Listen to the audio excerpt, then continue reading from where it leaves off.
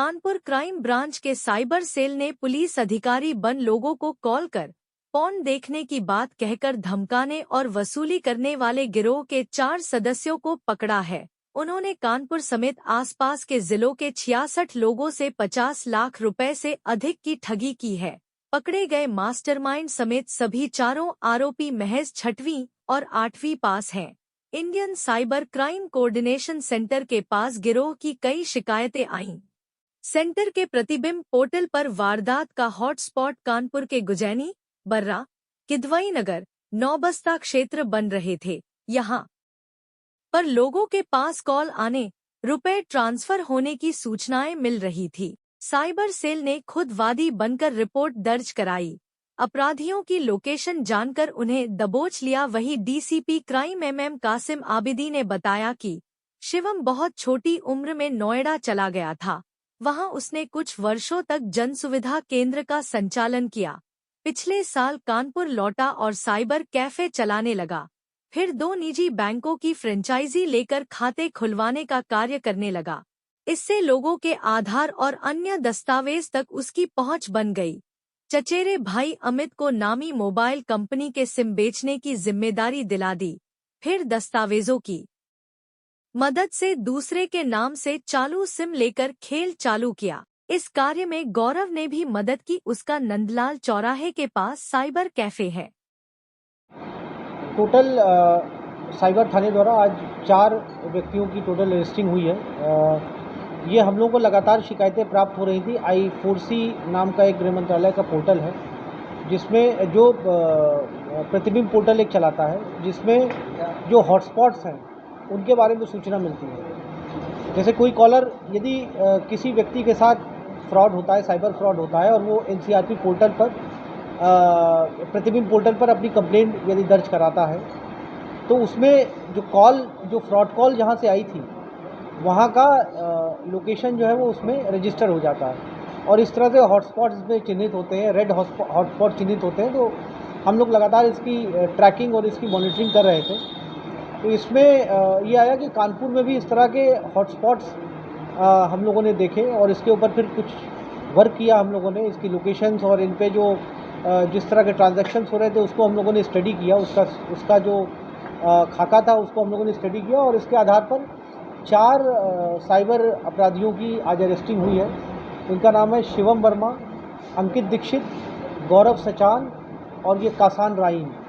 ये चारों जो अपराधी हैं ये मूलतः कानपुर के ही रहने वाले हैं। ये सब अलग अलग क्षेत्र में रहते हैं। इनका जो अपराध करने का जो तरीका है, मॉडस ऑपरेंडी है, वो ये है कि ये कॉल करते हैं और कॉल करके जो सामने वाला क्लाइंट है उसको डराते धमकाते हैं और उसको ये बताते हैं कि आप अपने मोबाइल में, स्मार्टफोन में या लैपटॉप पे आप पॉर्न देखते हुए पकड़े गए हैं, पॉर्न वीडियोज़ देखते हुए पकड़े गए हैं और ये जो है वो इलीगल एक्ट है और आपको गिरफ्तार किया जा सकता है। ये डराते हैं और फिर उसके बाद उससे नेगोशिएट करते हैं, उसको एक्सटॉर्ट करते हैं और एक्सटॉर्शन के बाद ये लोग पैसे ऐंठते हैं। इस तरह से टोटल 66 कंप्लेंट्स उस पोर्टल पर हमें प्राप्त हुई थी, जिसका अवलोकन करने में, जिसकी स्टडी करने के बाद इन सब की अरेस्टिंग हुई है।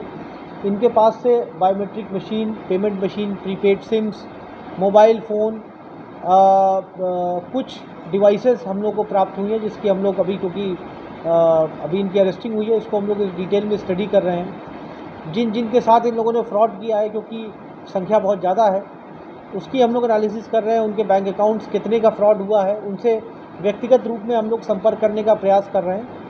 और ये टोटल जो ये लंबे समय से ये कर रहे हैं और ये कभी पकड़े नहीं गए थे। इसमें जो ये 3 व्यक्ति हैं, शिवम वर्मा, अंकित और कासान राइन, ये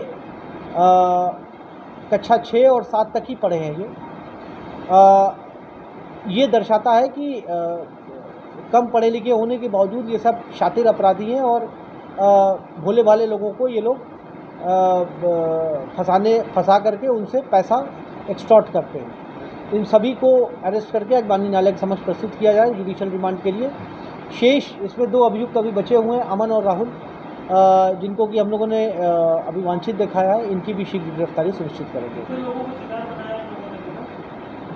देखिए, जैसा मैंने बताया कि जो एनसीआरपी पोर्टल है, जो प्रतिबिंब पोर्टल है भारत सरकार का, इस पर जो कंप्लेंट्स दर्ज होती हैं उसके आधार पर 66 लोग ऐसे हैं जिन्होंने इनके विरुद्ध कंप्लेंट किया है, जिसके आधार पर हम लोगों ने अपनी इंक्वायरी इनिशिएट किया, क्योंकि इसमें कोई वादी सामने नहीं आया था। इसमें प्रमुख बात ये थी कि इसमें कोई वादी सामने नहीं आया था।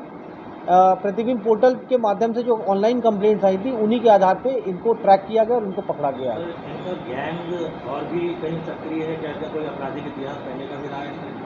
आपराधिक इतिहास अभी इनका नहीं मिल पाया। देखिए, इनका काम करने का तरीका इतना डिसेप्शन से ये लोग काम करते थे और छुप करके काम करते थे, और इसमें अलग अलग मोबाइल फ़ोन्स, अलग अलग सिम्स का इस्तेमाल करते थे, जिनको भी ट्रैक कर पाना बहुत मुश्किल था। ये लोग अभी जब इनसे डिटेल में जब इंटरोगेशन हुई तो ये पता चला है कि ये लोग लंबे समय से ये काम कर रहे हैं, बट कभी इससे पहले पकड़े नहीं गए हैं। ये